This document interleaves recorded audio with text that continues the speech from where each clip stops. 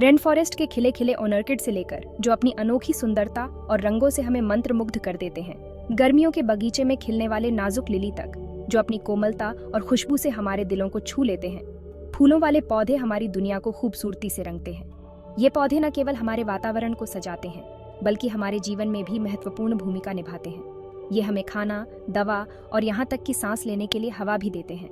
ताजे फल और सब्जियां, औषधीय पौधे और घने जंगल, ये सभी हमारे जीवन के लिए अनिवार्य हैं। लेकिन क्या आपने कभी सोचा है कि इन बॉटनिकल अजूबों को बनाने वाले जटिल स्ट्रक्चर क्या हैं? हर फूल के अंदर छिपी होती है एक अद्भुत दुनिया, जो हमें उसकी संरचना और कार्यप्रणाली के बारे में बहुत कुछ सिखाती है। एक फूल वाले पौधे के हर एक हिस्से का, चाहे वह जड़ हो, तना हो, पत्तियां हो या फूल, सभी का अपना एक विशेष कार्य होता है।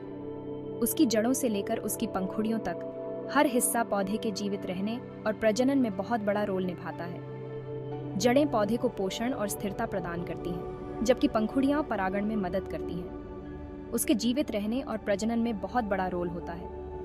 पौधों का विकास और फूलों का खिलना एक अद्भुत प्रक्रिया है, जिसमें कीड़े मकोड़े भी महत्वपूर्ण भूमिका निभाते हैं। इन स्ट्रक्चर के रूप और कार्य को समझना एक गुप्त भाषा को समझने जैसा है, प्लांट मॉर्फोलॉजी की भाषा। यह विज्ञान हमें पौधों की संरचना और उनके कार्यों के बारे में गहराई से समझने में मदद करता है, जिससे हम उनके संरक्षण और उपयोग में और भी सक्षम हो पाते हैं। प्लांट मॉर्फोलॉजी असल में पौधों के रूपों और संरचनाओं का अध्ययन है। यह अध्ययन हमें पौधों की संरचना और उनके विभिन्न अंगों के कार्यों को समझने में मदद करता है।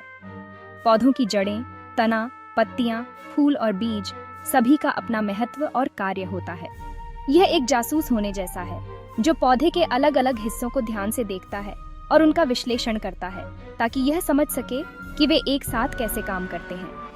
पौधों के इन हिस्सों का अध्ययन करके हम यह जान सकते हैं कि वे कैसे बढ़ते हैं, कैसे पोषक तत्वों को अवशोषित करते हैं और कैसे वे अपने पर्यावरण के साथ बातचीत करते हैं। बॉटनी की यह शाखा हमें पौधों को वर्गीकृत करने और उनकी पहचान करने, उनके विकासवादी संबंधों को समझने और यहाँ तक कि नई कृषि तकनीकों को विकसित करने में मदद करती है। पौधों की विभिन्न प्रजातियों को पहचानना और उनका वर्गीकरण करना वैज्ञानिकों को उनके विकास और अनुकूलन के बारे में महत्वपूर्ण जानकारी प्रदान करता है। इसके अलावा यह ज्ञान हमें अधिक प्रभावी और टिकाऊ कृषि पद्धतियों को विकसित करने में भी सहायता करता है।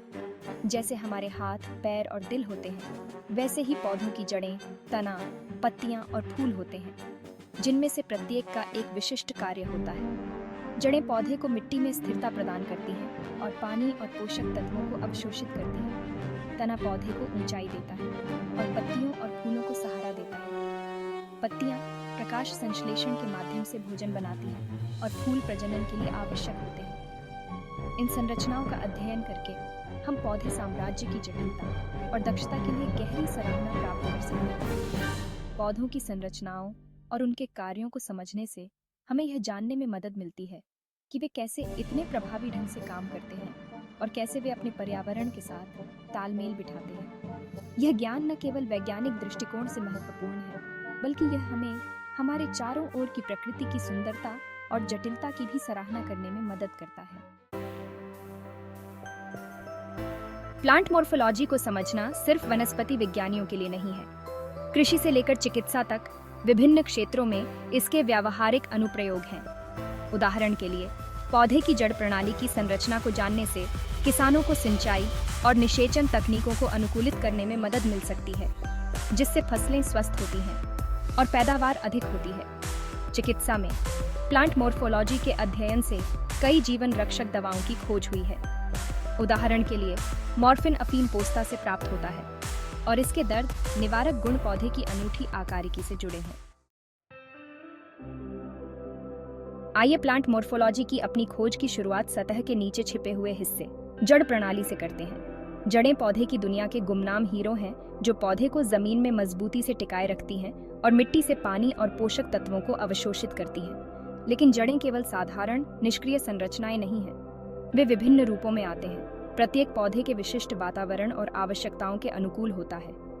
रेगिस्तानी पौधों की गहरी जड़ों से लेकर वर्षावन के पेड़ों की उथली फैली हुई जड़ों तक, जड़ प्रणाली प्रकृति की सरलता का प्रमाण है। भाग 5, जड़ें, जीवन के सहारे। जड़ों का प्राथमिक कार्य लंगर डालना है। ये सुनिश्चित करना कि पौधा तेज हवाओं या भारी बारिश में भी सुरक्षित रूप से अपनी जगह पर बना रहे। ये पौधे की स्थिरता और सूर्य के प्रकाश और पोषक तत्वों तक उसकी पहुंच के लिए महत्वपूर्ण है। जड़ें अवशोषण में भी महत्वपूर्ण भूमिका निभाती हैं। वे छोटे छोटे मूल रोमों से ढके होते हैं जो उनके सतह क्षेत्र को बढ़ाते हैं, जिससे वे मिट्टी से पानी और घुले हुए खनिजों को अधिक कुशलता से अवशोषित कर सकते हैं। यह प्रक्रिया पौधे की वृद्धि और विकास के लिए आवश्यक है। भाग 6, आकाश की ओर पहुंचना। तना। जड़ों से ऊपर की ओर बढ़ते हुए हम तनों का सामना करते हैं, जो पौधे की रीढ़ की हड्डी हैं।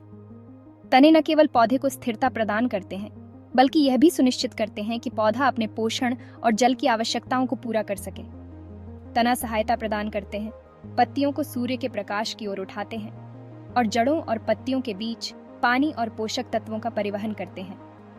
यह प्रक्रिया पौधे के जीवन के लिए अत्यंत महत्वपूर्ण है, क्योंकि यह सुनिश्चित करती है कि पौधे के सभी हिस्सों को आवश्यक पोषक तत्व मिले। जड़ी बूटियों के कोमल हरे तनों की तरह तना शाकाहारी हो सकता है, जो आमतौर पर छोटे और नाजुक होते हैं। ये तने अक्सर एक मौसम में ही अपने जीवन चक्र को पूरा कर लेते हैं, या पेड़ों की मजबूत चड्डी की तरह बुड़ी हो सकता है। बुड़ी तने वर्षों तक जीवित रहते हैं और समय के साथ मोटे और मजबूत होते जाते हैं, जिससे पेड़ ऊंचाई और चौड़ाई में बढ़ सकते हैं। वे सीधे बढ़ सकते हैं, जैसे कि बांस या सूरजमुखी के तने, जो सीधे आकाश की ओर बढ़ते हैं और ऊंचाई प्राप्त करते हैं।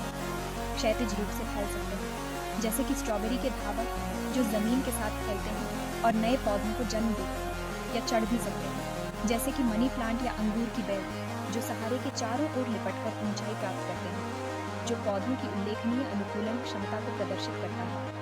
तनों की यह विविधता पौधों को विभिन्न पर्यावरणीय परिस्थितियों में जीवित रहने और पनपने में मदद करती है। चाहे वह रेगिस्तान की गर्मी हो या जंगल की छाया, तने हमेशा पौधों को अनुकूलित करने में मदद करते हैं। भाग 7, सहायता और परिवहन के स्तंभ। एक तने की आंतरिक संरचना इंजीनियरिंग का एक चमत्कार है। इसमें पूरे पौधे में पानी और पोषक तत्वों के परिवहन के लिए विशेष ऊतक होते हैं। जाइलम वाहिकाएं जड़ों से ऊपर की ओर पानी और खनिज ले जाती हैं, जबकि फ्लोएम वाहिकाएं प्रकाश संश्लेषण के दौरान उत्पादित शर्करा को पौधे के अन्य भागों तक पहुंचाती हैं। संवहनी ऊतकों का यह जटिल नेटवर्क यह सुनिश्चित करता है कि पौधे के हर हिस्से को ठीक से काम करने के लिए आवश्यक संसाधन प्राप्त हों। भाग 8, पत्तियां। प्रकृति के खाद्य कारखाने। शायद एक पौधे का सबसे अधिक पहचाना जाने वाला हिस्सा उसके पत्ते हैं। ये हरे अजूबे प्रकाश संश्लेषण के प्राथमिक स्थल हैं। वह प्रक्रिया जिसके द्वारा पौधे सूर्य के प्रकाश को ऊर्जा में परिवर्तित करते हैं। पत्तियां आकार और बनावट की एक चमकदार सरणी में आती हैं। प्रत्येक अपने विशिष्ट वातावरण के अनुकूल होती है। अधिकांश पत्तियों की सपाट, चौड़ी सतह सूर्य के प्रकाश के प्रति उनके जोखिम को अधिकतम करती है, जबकि पत्ती के नीचे की तरफ रंध्र नामक छोटे छिद्र गैस विनिमय की अनुमति देते हैं, जो प्रकाश संश्लेषण के लिए आवश्यक है। भाग 9, प्रकाश संश्लेषण की कला। पत्तियों के क्लोरोप्लास्ट के भीतर प्रकाश संश्लेषण का जादू सामने आता है। क्लोरोफिल, वह वर्णक जो पौधों को उनका हरा रंग देता है, सूर्य से प्रकाश ऊर्जा ग्रहण करता है। इस ऊर्जा का उपयोग हवा से कार्बन डाइऑक्साइड और मिट्टी से पानी को ग्लूकोज में बदलने के लिए किया जाता है, जो चीनी का एक रूप है जो पौधे को ऊर्जा प्रदान करता है। इस प्रक्रिया के उपोत्पाद के रूप में पौधे ऑक्सीजन को वातावरण में छोड़ते हैं, जिससे पृथ्वी पर जीवन संभव हो जाता है। भाग 10, फूल, प्रजनन शक्ति का घर। अंत में हम शो के सितारों, फूलों पर आते हैं। फूल फूलों के पौधों के प्रजनन अंग हैं, जो बीज पैदा करने के लिए जिम्मेदार होते हैं, जो प्रजातियों की निरंतरता सुनिश्चित करते हैं। फूल अक्सर चमकीले रंग के और मीठी सुगंध वाले होते हैं, जो मधुमक्खियों, तितलियों और पक्षियों जैसे परागणकों को आकर्षित करते हैं, जो पौधे के प्रजनन में महत्वपूर्ण भूमिका निभाते हैं। भाग 11, पौधों की दुनिया में एक झलक। लंगर डालने वाली जड़ों से लेकर जीवंत फूलों तक, फूल वाले पौधे का प्रत्येक भाग उसके अस्तित्व और प्रजनन में महत्वपूर्ण भूमिका निभाता है।